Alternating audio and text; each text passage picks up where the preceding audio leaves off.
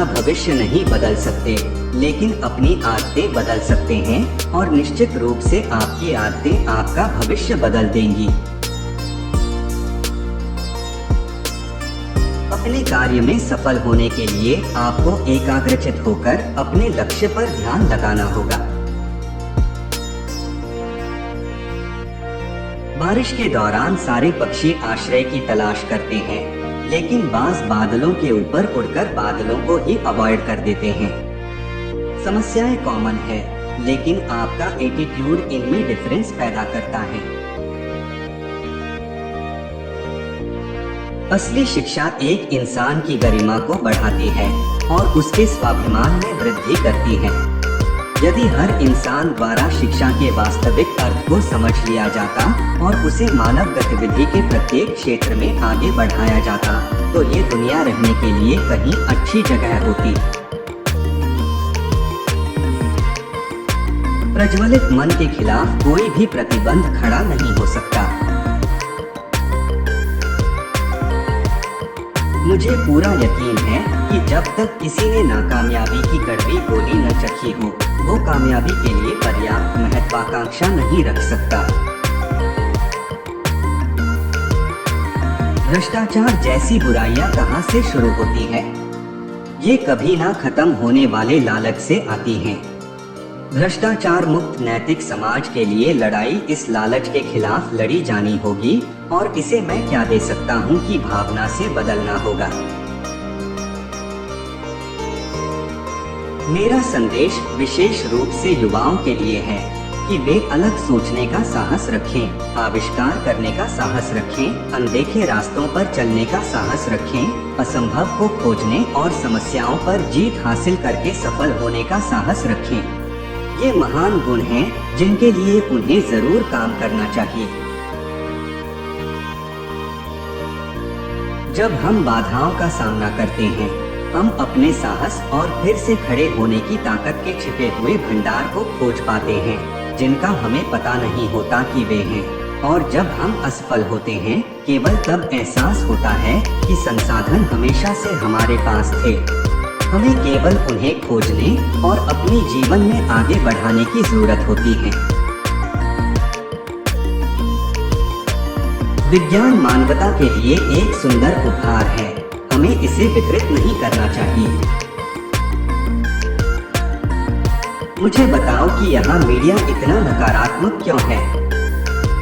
हम भारत में अपनी ताकत, अपनी उपलब्धियों को पहचानने में इतने शर्मिंदा क्यों हैं? हम इतने महान राष्ट्र हैं, हमारे पास सफलता की कई अद्भुत कहानियां हैं, लेकिन हम उन्हें स्वीकार करने से इनकार क्यों करते हैं? ऐसी कई महिलाएं हैं जिन्होंने समाज में भारी बदलाव लाया है। ईश्वर की संतान के रूप में जो कुछ भी मेरे साथ होता है, उससे मैं महान हूँ। जहाँ दिल में नेकी होती है, वहाँ घर में समरसता होती है। जब घर में सद्भाव होता है, तो राष्ट्र में व्यवस्था होती है। जब देश में व्यवस्था होती है, तो दुनिया में शांति होती है। दुनिया की लगभग आधी आबादी ग्रामीण इलाकों में रहती है और मुख्य रूप से गरीबी में है। मानव विकास में इस तरह की असमानताएं अशांति का एक प्रमुख कारण है और दुनिया के कुछ हिस्सों में हिंसा का प्राथमिक कारण है। मनुष्य को अपनी कठिनाइयों की आवश्यकता होती है, क्योंकि वे सफलता का आनंद लेने के लिए आवश्यक हैं। अगर आपको सूरज की तरह चमकना है, तो पहले आपको सूरज की तरह जलना होगा। चाहे माउंट एवरेस्ट की चोटी पर चढ़ना हो या अपने करियर के शीर्ष पर पहुंचना हो, इसके लिए ताकत की जरूरत होती है। एक राष्ट्र के रूप में हम विदेशी चीजों के प्रति इतने जुनूनी क्यों हैं? क्या यह हमारे औपनिवेशिक वर्षों की विरासत है? हमें विदेशी टेलीविजन सेट चाहिए, हमें विदेशी शर्ट चाहिए, हमें विदेशी तकनीक चाहिए। आयात की जाने वाली हर चीज के साथ यह जुनून क्यों है? एक छात्र की सबसे महत्वपूर्ण विशेषताओं में से एक प्रश्न करना है। छात्रों को प्रश्न पूछने दें। देखिए, भगवान सिर्फ उन्हीं की मदद करते हैं जो मेहनत करते हैं। वह सिद्धांत बहुत स्पष्ट है। अगर हम आजाद नहीं हैं, तो कोई हमारा सम्मान नहीं करेगा।